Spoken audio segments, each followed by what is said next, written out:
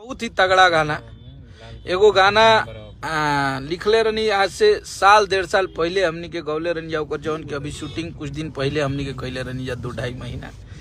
और बहुत तगड़ा गाना बा, मजा भी आई। आप सबके सुपर डुपर हिट बा, आप सबके एकदम हिट के गारंटी आपका कश्यप ले लिया। गाना बजेगा, आप लोग को पसंद आएगा, इसकी गारंटी हम। और बहुत सारे कुछ भाई ऐसे हैं जो हमारे गाने को सुन भी लिए होंगे, क्योंकि मैं आज से 1.5-2 महीना पहले अन्नपूर्णा फिल्म पे कुछ देर के लिए उस गाने को पब्लिश किया था, क्योंकि गाने लीक हो गए थे हमारे ये।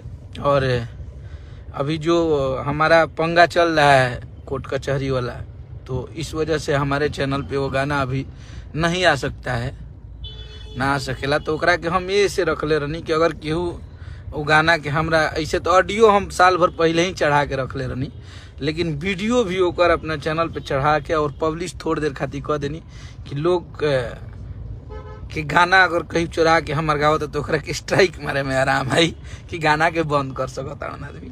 तो बहुत सारा लोग वो गाना के हमार कॉपी भी कैले बाने और बहुत सारा लोग गौले भी बाने, लेकिन कोनो बात नहीं है, कुछ लोग के बंद भी कोई नहीं जितना लोग के लौकल। और बहुत सारा एकरा के लीक भय और वायरल होकर होता एट ए टाइम में आप सबके बीच में हमनी के लेके आवता नहीं। और बहुत बड़ा गाना बा, आप सबके बहुत मजा भी आई, सुपर डुपर हिट गाना बा। गाना के अभी थोड़ा देर में पोस्टर भी आ जी, जौन एल्बम के नाम है कि दढ़िया बढ़िया लागेला। बहुत आज के नयका जनरेशन के जौन चीज बा वो सब आप सबके देखे के मिली, जौन के हमनी के युवा भाई सुनल चाहेलन। और जौन युवा भाई के आजकल जैसे कि हमनी के दाढ़ी रखत नहीं जाता, आज तक बिना दाढ़ी की क्लीन शेप में आजकल बहुत कमे लड़का रहता लोग, हमारे युवा भाई लोग। तो वो लोग के डिमांड पे ही गाना बनल बा और बहुत बढ़िया गाना बा।